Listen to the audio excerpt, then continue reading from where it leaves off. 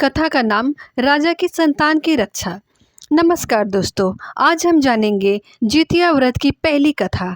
यह कथा माँ के प्रेम और विश्वास की शक्ति बताती है।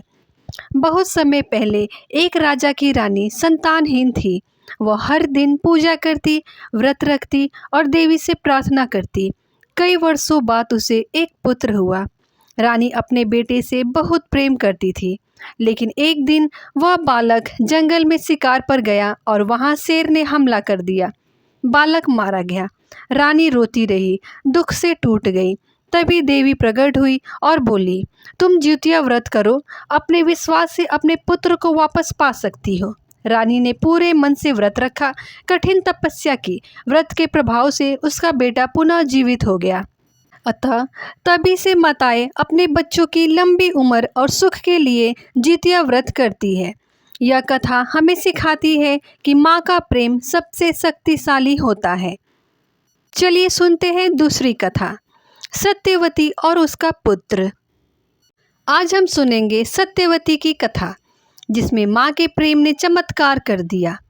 सत्यवती नाम की एक माँ अपने बेटे से बेहद प्यार करती थी।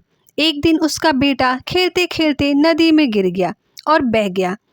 वह बहुत रोई, मदद के लिए देवी से प्रार्थना की। देवी ने कहा, तुम जितिया व्रत रखो, तुम्हारे बेटे को सुरक्षित लौटा दूंगी। सत्यवती ने पूरे निष्ठा और निर्जल व्रत किया, पूजा की और पूरे दिन ध्यान लगाकर बैठी रही। अगले दिन उसका बेटा नदी किनारे सुरक्षित मिला। वह देवी का ध्यान करते हुए रो पड़ी। अतः यह कथा हमें विश्वास, धैर्य और माँ के अटूट प्रेम की शक्ति सिखाती है। जितिया व्रत मातृत्व की सबसे सुंदर अभिव्यक्ति है। चलिए सुनते हैं तीसरी कथा, जंगल की परीक्षा। आज की कहानी जंगल में संकट का सामना कर रहे एक बालक की है और उसकी माँ के व्रत की ताकत की है। एक पिता अपने बेटे को जंगल ले गया। खेलते खेलते बालक घायल हो गया। भालू ने हमला कर दिया और बालक बेहोश होकर गिर पड़ा। पिता घबरा गया। गांव वाले मदद करने आए, लेकिन कुछ असर नहीं हुआ। बालक की माँ को खबर मिली तो वह देवी से प्रार्थना करने लगी। उसने जितिया व्रत रखा, पूरे दिन बिना पानी और भोजन के देवी की पूजा की। अगले दिन बालक की हालत में सुधार हुआ और वह धीरे धीरे पूरी तरह स्वस्थ हो गया। अतः यह कहानी बताती है कि संकट में धैर्य और विश्वास से बड़ी समस्या हल हो सकती है। जितिया व्रत एक माँ की प्रार्थना की ताकत है। चलिए सुनते हैं चौथी कथा, व्रत की शक्ति। आज की कथा एक गरीब परिवार की है, जहाँ विश्वास ने चमत्कार कर दिया। एक छोटे से गांव में एक माँ अपने बच्चों की सुरक्षा के लिए जितिया व्रत करती थी। उसके पास महंगे पूजा सामग्री नहीं थी, फिर भी उसने मन से पूजा की, पूरे दिन उपवास रखा और देवी से प्रार्थना की। कहते हैं उसके बच्चे को बीमारी से मुक्ति मिली। धीरे धीरे गांव के लोग भी उसके साथ व्रत करने लगे।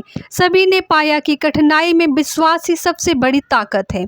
अतः यह कहानी हमें सिखाती है कि व्रत का असली अर्थ भक्ति और श्रद्धा है। भले ही साधन कम हो, मन का विश्वास सब कुछ बदल सकता है। चलिए सुनते हैं अंतिम और पांचवी कथा, व्रत और करुणा। आज हम सुनेंगे एक ऐसी कथा जहां माँ की करुणा ने पूरे गांव के बच्चों की रक्षा की। एक गांव में कई बच्चों की बीमारी से मौत हो रही थी।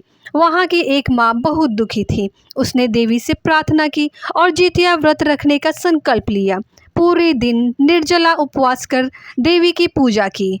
कुछ दिनों बाद गांव में बच्चों की बीमारी कम हो गई। लोग कहते हैं कि माँ की करुणा और विश्वास से देवी ने गांव की रक्षा की। अतः यह कथा बताती है कि जितिया व्रत सिर्फ व्यक्तिगत नहीं, सामूहिक भलाई की भी प्रतीक है। करुणा और विश्वास से जीवन में आशा लौटती है। अगर आपको कथा अच्छी लगी हो तो लाइक करें, शेयर करें और साथ ही साथ चैनल को सब्सक्राइब कर दें, ताकि मैं और भी अच्छी अच्छी कथा आपको सुना सकूं। धन्यवाद।